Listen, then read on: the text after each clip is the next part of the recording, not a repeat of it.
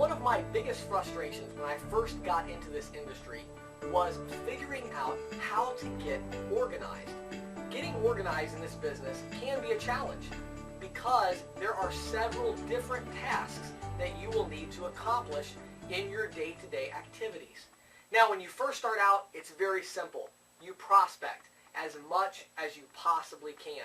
I'm going to be loading 100 new business listings into your Salesforce database each and every week. So you want to make sure you hit those. But in addition to that, go to as many other businesses as you can. Because, to be honest with you, all you need to do when you start is prospect. You've got to get out, you've got to get in contact with as many merchants as you can.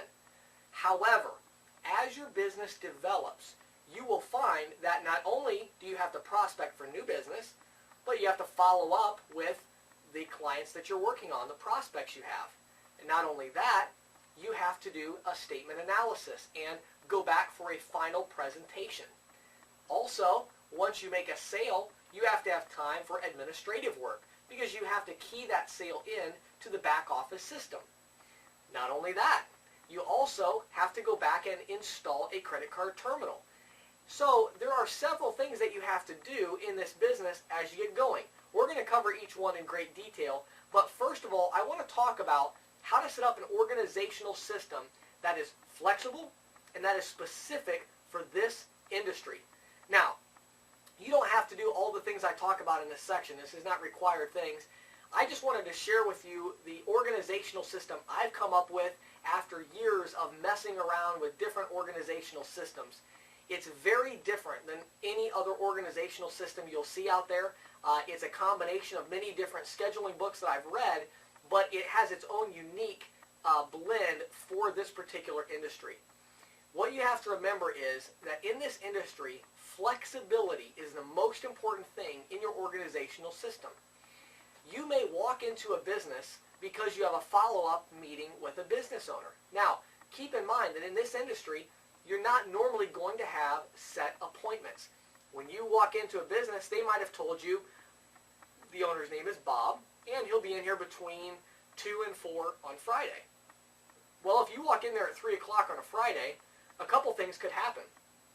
Bob could be there, and Bob could have a credit card processing statement right there, and Bob could have time to speak with you and to receive an estimate right then, and Bob could be ready to sign up right then. If that's the case, you're going to be there for 45 minutes or an hour taking Bob through the entire sales process, signing him up, getting the paperwork that you need, and then heading out. So in order to meet with Bob, you need to have an hour available to talk with Bob. Here's the problem. You might walk in and the manager says, "Oh, Bob's not in today. He'll be back tomorrow." Well, now what do? You had an entire hour blocked out. Now, what do you do for the next 55 minutes? Well, here's the beauty of this organizational system. We try to keep it as flexible as possible so that you're able to spend an hour with Bob, or if Bob's not there, you're able to quickly move on to the next thing that you're doing in your organizational system. Now, as we go through this next segment, I'm going to use a screenshot video to talk about most of the organizational items, and I use Google for just about everything in my organizational system. I have Google and I have Salesforce.com.